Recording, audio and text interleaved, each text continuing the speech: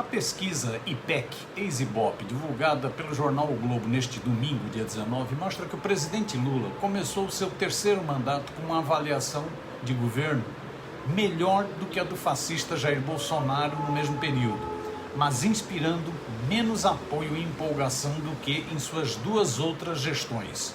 O quadro é positivo, mas preocupante. Segundo a sondagem, 41% dos brasileiros classificam a gestão do petista como boa e ótima. 24% dizem que ela é ruim ou péssima e 30% consideram que ela é regular. Em março de 2019, a avaliação positiva do covil bolsonarista era de 34%. 24% de ruim e péssimo e 34% de regular. Mas apesar de superar o adversário, Lula está aquém de seus dois mandatos anteriores. Lula chegou a ter 51% de ótimo e bom em março de 2003, quando comandou o país pela primeira vez. Naquele momento, a reprovação era de apenas 7%. No mesmo mês de 2007, logo após sua reeleição, o seu governo teve aprovação de 49% da população, contra 16% que achavam ruim ou péssimo. Na avaliação de Márcia Cavallari, que é diretora do IPEC, aspas, a pesquisa mostra que a polarização política continua na sociedade. Considerando esse cenário, que é distinto do que o Lula encontrou nos outros dois mandatos, ele começa num bom patamar, afirma a pesquisadora.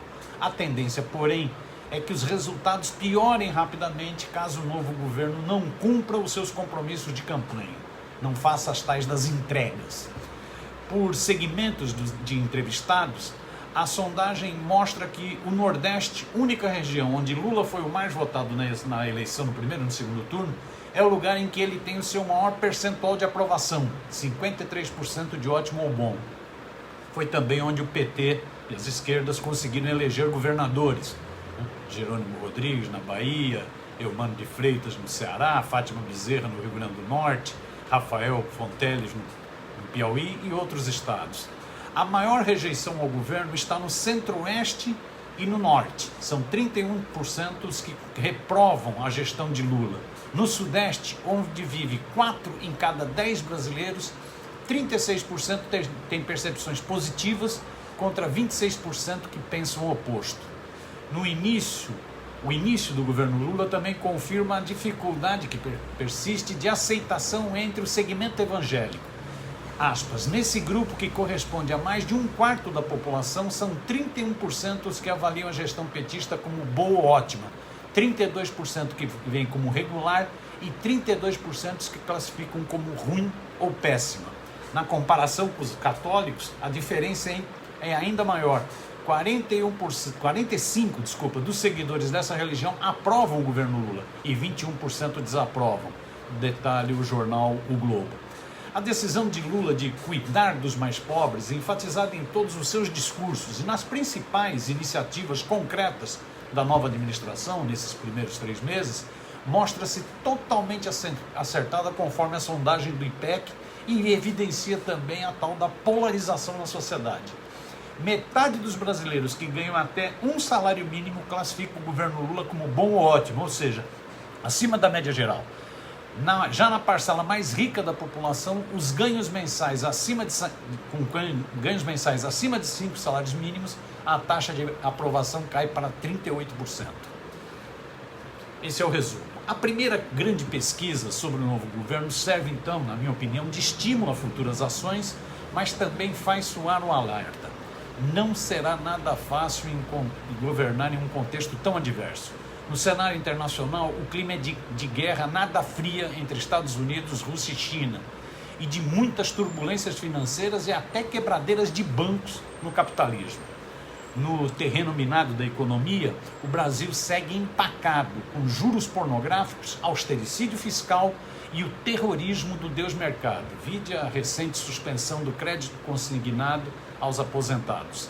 Já no campo político, no Brasil, a correlação de forças é extremamente desfavorável no Congresso Nacional, em que a esquerda é minoritária e o centrão aumentou ainda mais o seu poder de barganha. Além disso, a extrema-direita continua bem ativa, envenenando os setores da sociedade nas redes digitais, nos esgotos digitais e nos templos. As derrotas do bolsonarismo na eleição presidencial e na tentativa de golpe do 8 de janeiro não devem gerar acomodações, ilusões, não devem embriagar ninguém.